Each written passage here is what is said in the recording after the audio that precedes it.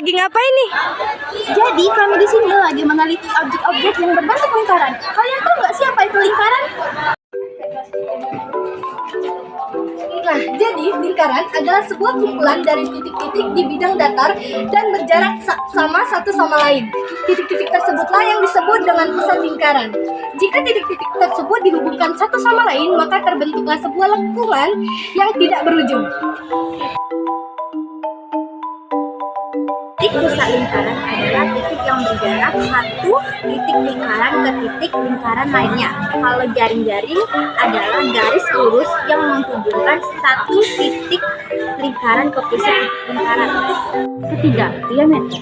Diameter adalah garis yang menghubungkan titik pusat dan menghubungkan dua titik pada lingkaran tersebut. Atau dalam menggunakan modern, diameter berarti panjang dari segmen garis tersebut. 4. Tali busur. Tali busur adalah garis lurus yang menghubungkan dua titik pada keliling lingkaran. Tali busur juga merupakan batas penggerak dalam juru lingkaran. Yang kelima, busur. Busur lingkaran adalah bagian dari setiap keliling lingkaran. Busur lingkaran dapat terbentuk dari bagian luar duri maupun pembelah lingkaran. Keenam adalah juri. Nah, apa sih juri lingkaran ini? Juri lingkaran adalah bagian terkecil dari lingkaran. Contohnya satu buah pizza.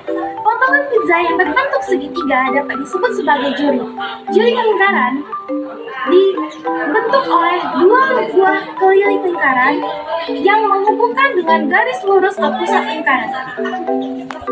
Ketujuh, tembereng. Tembereng adalah bagian dalam lingkaran yang dibatasi oleh busur dan tali busur. Jadi, apa sih apotema? Apotema menjadi unsur lingkaran yang akan dibahas. Ruas garis tegak lurus yang menghubungkan titik pusat lingkaran dengan tali busur lingkaran diartikan sebagai apotema. Kemudian apotema juga dapat diartikan sebagai jarak terpendek tali busur dengan titik pusat lingkaran. Nah teman-teman, sekarang kan kita udah mengetahui nih pengertian dan unsur-unsur dari lingkaran. Apakah dari kalian ada yang masih ingin ditanyakan? Kira-kira apa aja sih benda-benda yang berbentuk lingkaran itu? Apa ya? Nah, ini adalah beberapa contoh dari bentuk lingkaran.